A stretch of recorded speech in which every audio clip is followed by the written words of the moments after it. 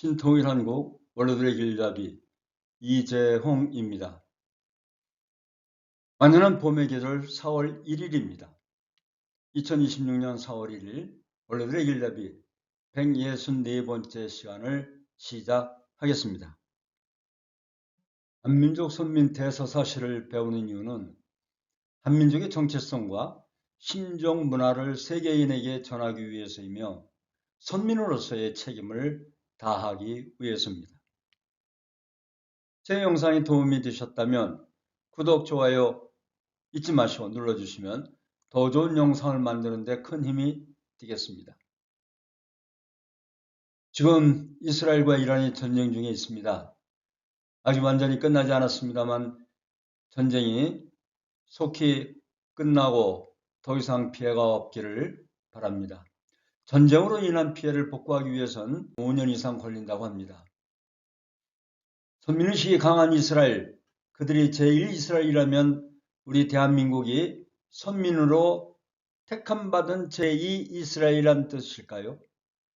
그럼 한민족이 제2이스라엘, 즉 선민이 된 섭리 역사의 비밀에 대하여 알아보는 8강으로 들어가 보겠습니다. 그런데 사실 한민족이 선민이라고 했을 때 좀 생소하셨을 것 같아요. 왜냐하면 선민하면 어떤 민족이 제일 먼저 떠오르세요? 맞습니다. 이스라엘이 선민으로서의 역할을 다하지 못했기 때문에 한민족이 제2이스라엘로서의 선민의 역할을 부여받았다 이렇게 말씀드릴 수 있겠습니다. 왜 그렇게 되는지 지금부터 섭리 역사의 비밀을 한번 파헤쳐 보겠습니다. 이스라엘에 대한 이야기를 해야 되기 때문에 성경에 대한 이야기를 안 할 수가 없을 것 같습니다. 우선 성경은 알기 쉽게 비유적으로 말씀드리자면 예수님을 통해서 인류를 구원하고자 하시는 하나님의 사랑의 편지이자 역사의 기록이라고 할 수 있습니다. BC 1500년부터 AD 100년까지의 기독교의 가르침을 담은 것으로 구약 성경은 유대교의 가르침, 신약 성경은 예수님의 가르침을 기록했습니다. 성경은 하나님께서 주신 편지와 같은 것이지만 아쉽게도 제작된 시기, 배경, 과정에 있어서 한계가 있을 수 있습니다. 303년 당시 로마 황제였던 디오클레티아누스는 그리스도에 관한 모든 서류를 파기시켰습니다. 현재 5,000종 이상 현존하는 신약 성경과 관계되는 문서 중 단 한 종도 4세기 이전의 것은 없는 상황입니다. 325년 콘스탄티누스 황제가 성경 제작을 지시하였는데요. 종교회의에 의해 성경이 완결되었습니다. 하지만 그 당시 그들의 목적에 적합하지 않은 45권의 책은 사회적으로 통용될까 두려워서 삭제했다고 합니다. 가끔 현재 성경에 실려있지 않은 복음이 새롭게 발견되기도 합니다. 이런 복음을 도마복음이라고 하는데요. 바로 이런 부분 때문에 제가 아는 분은 우리가 아는 성경이 전부가 아닐 수도 있다 하면서 교회를 다니시다 그만두시기도 했습니다. 유대교에서는 예수님을 메시아라고 믿지 않습니다. 자기들이 생각했던 메시아의 필수 조건에 부합하지 않는다고 생각했던 것이죠. 유대교에서 기대한 다윗 왕조의 후손이라고 증거하기 위해 신약전서 마태복음 첫 장에 보면 아브라함으로부터 다윗 그리고 예수 때까지 설명하며 누가 누구를 낳고 또 누가 누구를 낳고 쭉 혈통을 연결하는 증거를 기록했습니다. 그런데 유대교인들 즉 이스라엘 민족은 이 신약전서를 믿지 않고 따르지 않았습니다. 예수를 메시아로 믿는 자도 있었지만 유대교 정통파에서 메시아로 인정하지 않았던 것이죠. 하나님 보내신 독생자 예수님, 메시아로 오신 예수님을 이스라엘 사람들은 결국 십자가의 길로 내몰게 되었습니다. 이후 유대민족은 나라를 잃고 온 세계를 방황하게 됩니다. 또한 제2차 세계대전 당시에 600만 명이 학살을 당하는 비극을 겪게 되는데요.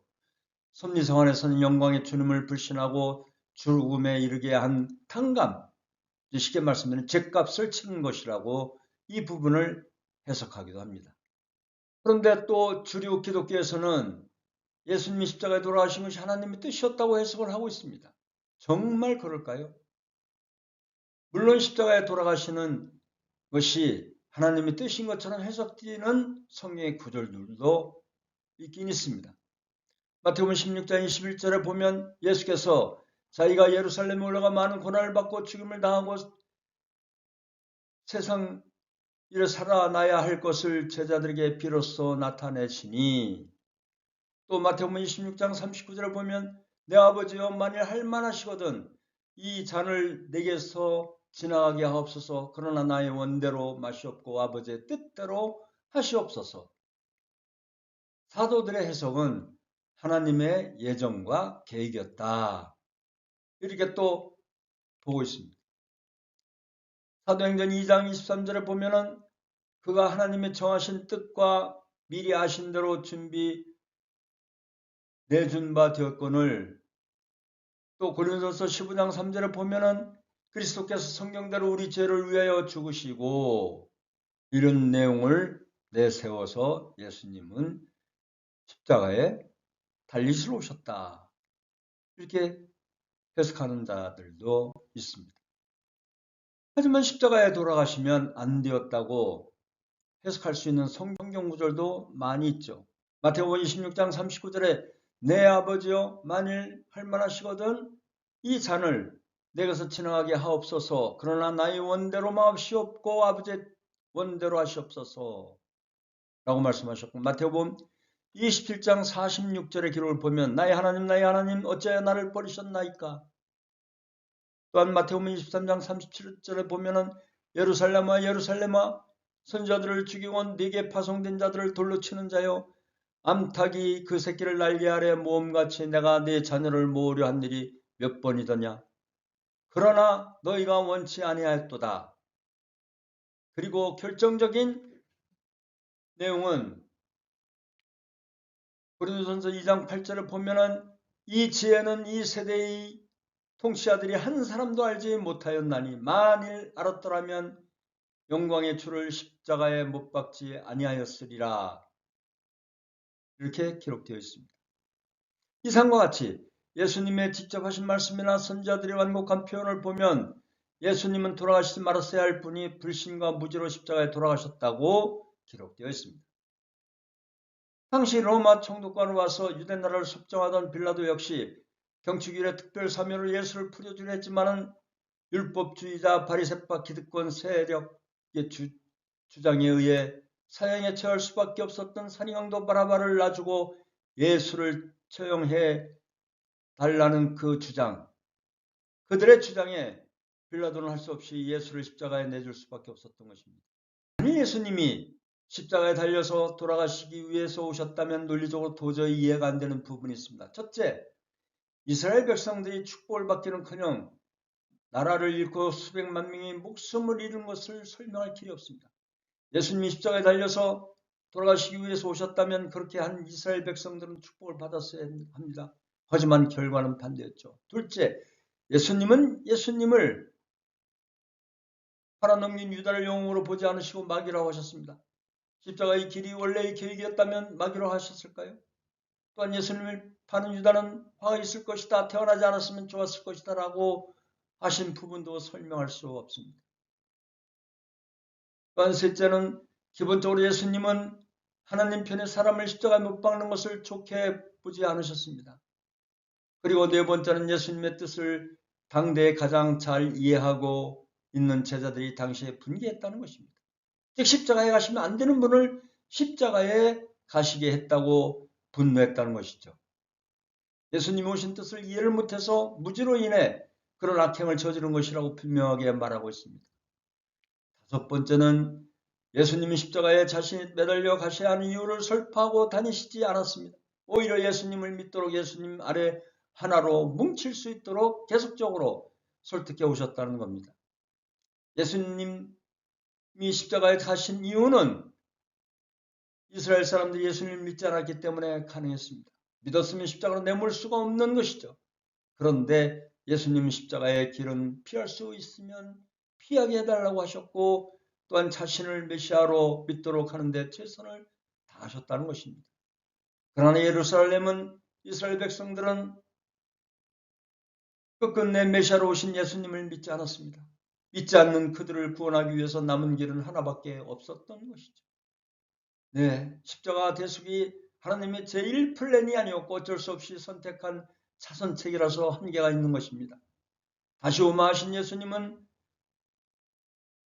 약속은 이 한계를 극복하고 온전히 타락 인류를 구원하실 것을 약속해 주시는 것이었습니다.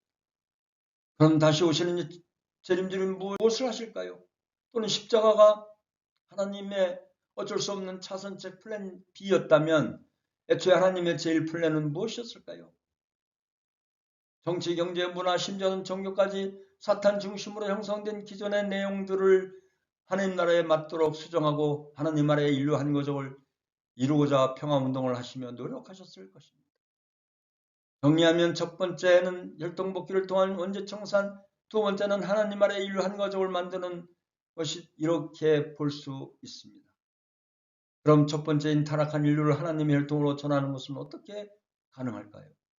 창세기를 보면 창조의 원칙은 하나님 아래 인류 한가족, 나라가 임하시오며 뜻이 하늘에서 이루어진 것 같이 땅에서도 이루어지다는 그 마태복음 6장 10절에 나오는 그 내용처럼 하나님 아래 인류 한가족을 만드는 것입니다.